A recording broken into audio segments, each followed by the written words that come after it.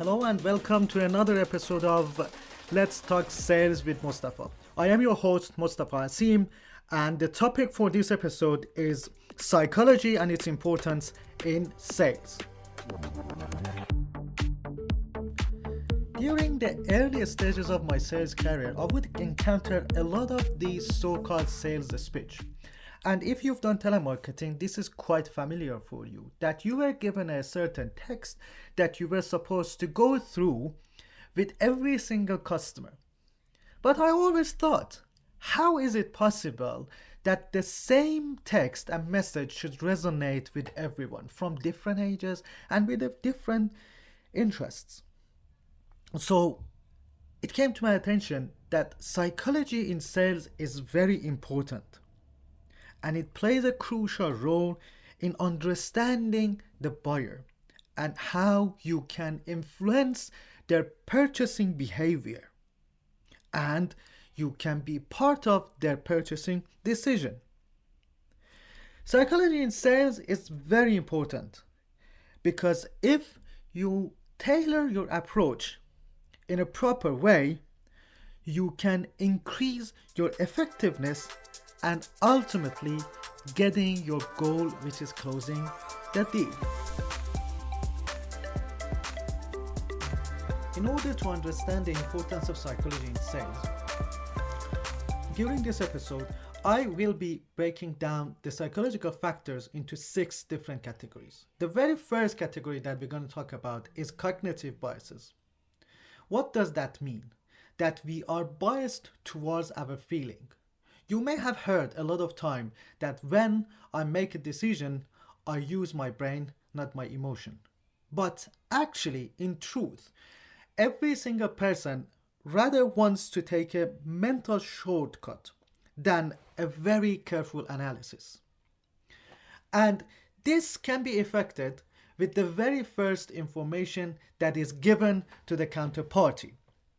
If the first information is something positive, that they may think they will gain something to their advantage, they will remember that. And our brain overestimates the likelihood of that event happening again. So, if you give a kind of a success story, a testimonial where it is talked positively about what you have to offer, the likelihood that the counterpart has it in their brain and are processing that information is very high. And it means you are already on the winning streak. Another thing regarding the cognitive biases is fear of missing out. Actually, when we are making a decision, we do not focus so much that how much I will gain. It's more about what if I do not make this decision and I miss out. So you want to highlight that if they do not take your solution, what is it that they are going to miss? The second category is social proof. We are social beings, and we are very much interested to know what others are using in order to achieve success. So when you are meeting your prospect or client, talk about positive reviews, the positivity that you have gained from the market. If someone that they appreciate in their field has given an endorsement, bring it up, give it to them, and show them someone that they trust is using your product, your solution, and are endorsing it. Another tactic is the scarcity tactic. We are very much interested to be within the group, the few people who are having access and advantage of having this solution product available to them. So if you can somehow show them that they are the only few people who have access to this product and solution, they are more likely to accept what you have on offer.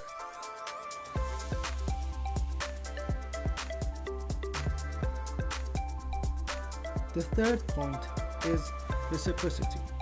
In short, we love to give back what we get, especially if it's kindness.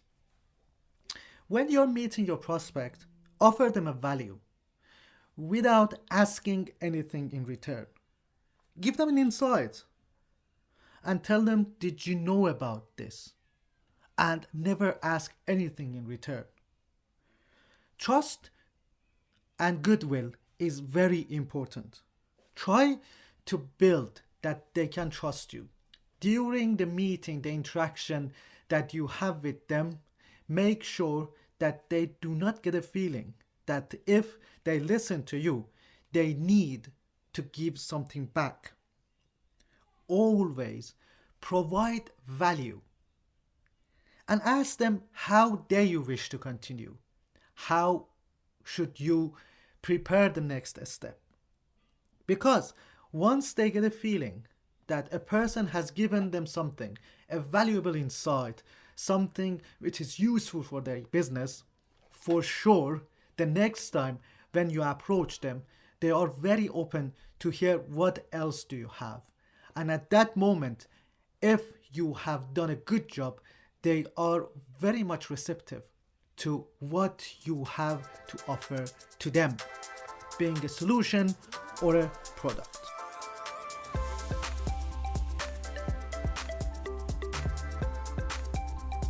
Next on the list is authority.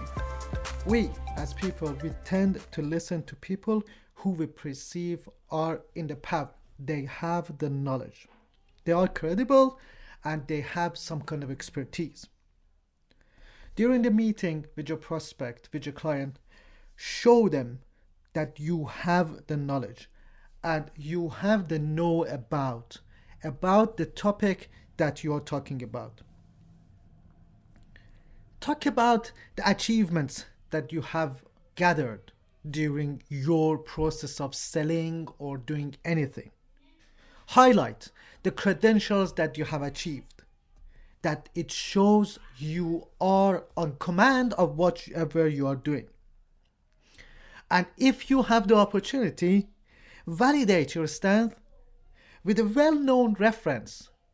It can be someone they know, someone who is quite famous, and a key opinion leader in the field that your prospect is operating.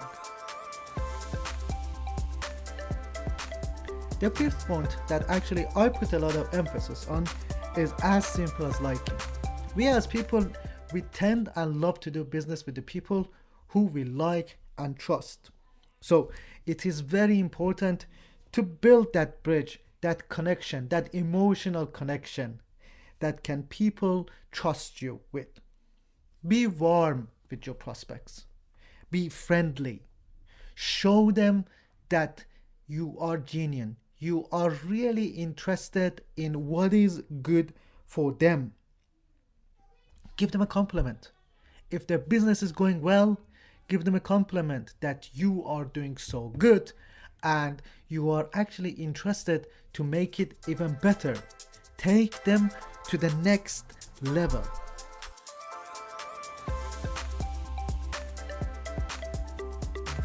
The last point on the categories of psychological factors in sale is commitment and consistency. In business, it is very important that we keep our words. And it's the same with our prospect, the counterparty. So when they commit to something, they tend to continue and be consistent with it. And in order to make it easier, start from very small steps. For example, ask them to register or sign up to your newsletters. After a while, remind them about the commitment that they have already made and ask them to build upon that. It's always much easier when you start bit by bit, smaller steps with the smallest steps. With that, we come to end of another episode from Let's Talk Sales with Mostafa podcast. I hope you have enjoyed this episode and learned something new. Thank you for listening. I was your host, Mostafa Asim. Till next time, take good care of your sales opportunities.